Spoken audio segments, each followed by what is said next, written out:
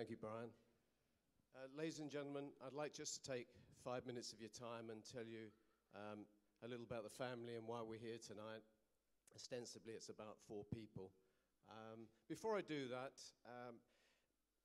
my mum died 3 years ago. Before that, this was very much an event that my family put on each year. But as you can imagine from my father and the rest of us, our heart went out a little bit at that stage. And the charity very kindly offered to stand in and put a committee together.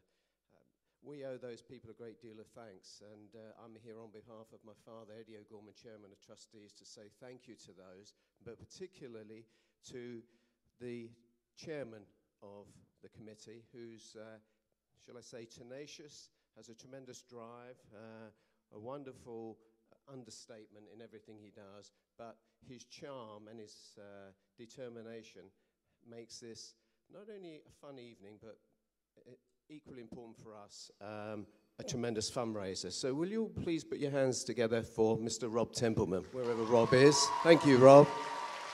God bless, mate.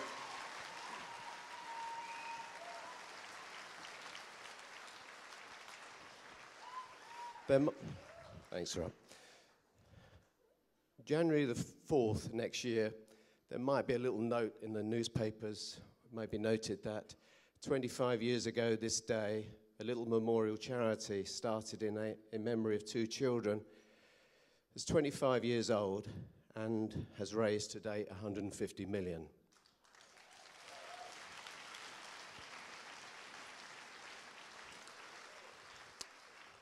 But that statement doesn't tell you anything about us or what happened.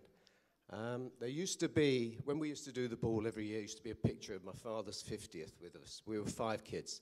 And we probably were no different than most of you as a family. We were big age difference from me and my youngest brother, Paul. He was at school, fun-loving, great kid, practical joker, great. My younger sister, Jean, just become a mum. And we're blessed to have her daughter here this evening, Emma. And then there was Sandra, Mark, and myself, and life was good. Life was very, very good. We dared to dream about achieving anything we wanted. We were all doing well. We were in marriages that were great. We had kids coming through. It was truly a lovely life, and I hope very much like yours. And then, inexplicably, all of a sudden, we get this news that Paul has leukemia. 14-year-old, very philosophical, fun-loving kid. And just within a couple of months, Paul's gone. We didn't know what to do. We didn't know how we'd respond. But we put on a ball, and a few months later, we held that first event here, 25 years ago, plus maybe 2 weeks.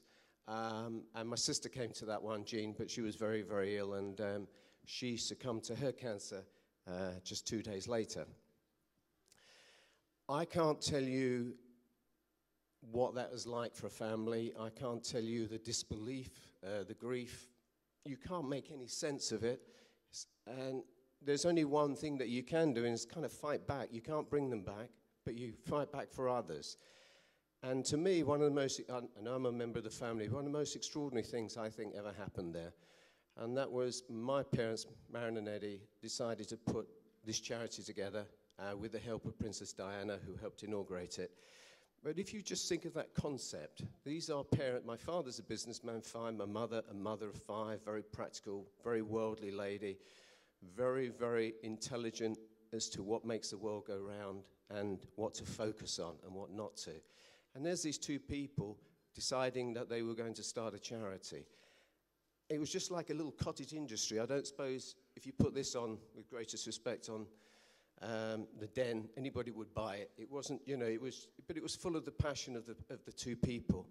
And even the way they fundraised and the way they spent, they looked at it as human beings that personally cared. I mean, my father used to say we would fight the big C with the 3 little C's, which were always care, cause, and cure. And they did. I mean, when Paul was in the Royal Free Hospital, there were no beds or places to stay for the family. There was no around. My parents could afford to go to a hotel, but after Paul and Jean died, they realized all these poor families that may have to drive in for a long way, and the husband has got a job, get away. Where would they stay? What would they do? So we started to build respite homes. There's a big one just not very far from here in Huntley Street, which is called Paul's Home. Houses 16 families. And I don't think if you can imagine what that's like for those families, the peace of mind, the lack of stress that they've got somewhere to stay for the short period that their children are in hospital. One I like, euphemistically called the Paul O'Gorman Patient Hotel at Great Ormond Street, where families who've got outpatient children who are receiving medicines and treatments just over a day or so can go and stay just overnight and then get back home again. And again, my parents looked at it, well, okay, let's get everybody together. Let's look at causes, etc. Why don't we bring people together? So every other year, there is an international conference held by the charity where epidemiologists, oncologists, hematologists, scientists from all over the world, from Japan, America, Canada, Australia, all come here to England to talk for 48 hours to discuss what are the problems, what can we do? Let's get together, let's bond and find out where we can help each other, bring ourselves together. And then in Cure, where obviously this is a passion to try and make sure that other children don't die like Paul and Jean. And there are Paul O'Gorman centres from Great Ormond Street to Newcastle to Manchester to Glasgow, where brilliant scientists have created new methods of treatment that have tremendously changed what Rob called earlier, the success rate that we're having nowadays. And that has had a fantastic, fantastic effect. The problem is that over that same 25 years, the incidence of children with cancer is rising. So the job is not done yet. For my father, this in many ways is a milestone. Tonight, it is a mixed feeling. You know, the other half of what made this important, this charity, is no longer with us. It's tinged with great sadness for us, but at the same time, we as a family recognize that we are celebrating the lives of three very, very important people, two that inspired and one that helped make it happen.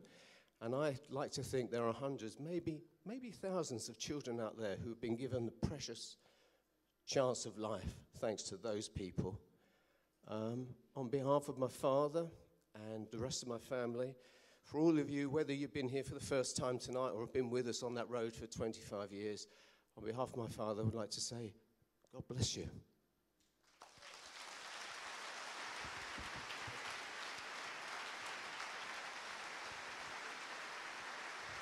Cliff O'Gorman, ladies and gentlemen.